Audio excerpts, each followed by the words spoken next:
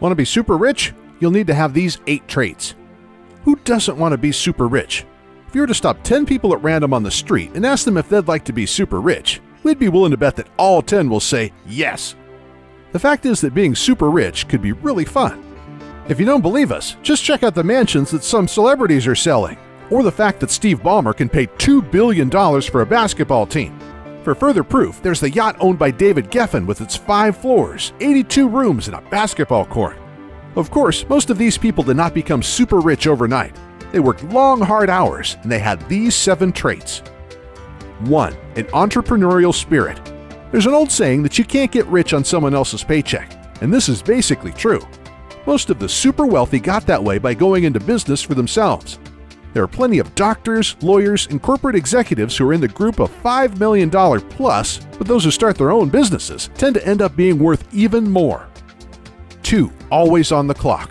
People who have built successful businesses tend to view the 40-hour work week as a sort of part-time schedule.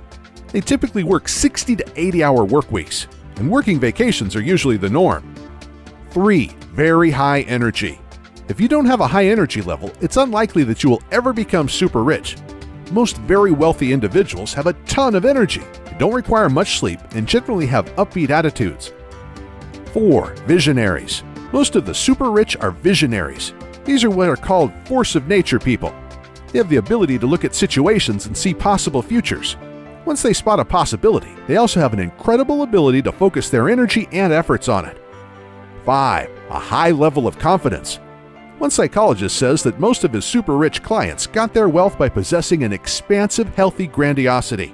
This means they have a sense that they can do anything. These people are also open to creative ways to achieve their goals. They have a great deal of confidence in themselves and others and totally believe that the world will accommodate their business ideas. Also, some of the very wealthiest have what's called a narcissistic personality disorder. In other words, they think they're very special, require a lot of admiration, have a high sense of entitlement, and don't have much empathy for others.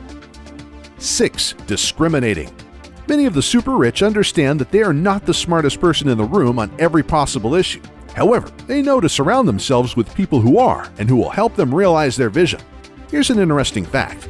Those who do best are those that move past sole proprietorships and partner with others to expand their companies. 7. Modest.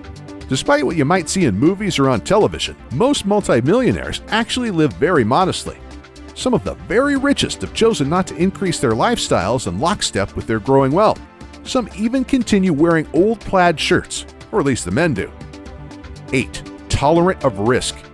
If you start your own business, by the very nature of things, you will need to be a risk taker. However, there's no need to be an investing gambler. Most of the super rich have short-term investments, but a longer time horizon than other investors. Like Warren Buffett, they will invest in a stock or companies, then stick with it as long as it makes sense to them. However, they won't go all in on one bet. Of course, there's always the one person who bets it all on something, gets lucky, and then gets out. However, this is not the recipe that works for most people. Get started on the road to being super rich. As noted above, if your true goal is to become super rich, your best bet is to start your own company. Of course, there's a negative to this, and that's the fact that in most cases, you won't have money to start that venture.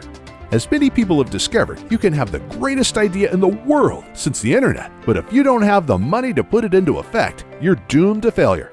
The good news is that there is now a way to raise money to fund your amazing idea. It's called crowdfunding. What is crowdfunding? This is where you collect money from backers, that's the crowd, to fund your initiative. This is usually done on an internet platform. Your initiative could be anything from a nonprofit to fund schools or emergency funds for an ill person to creating and selling a new product.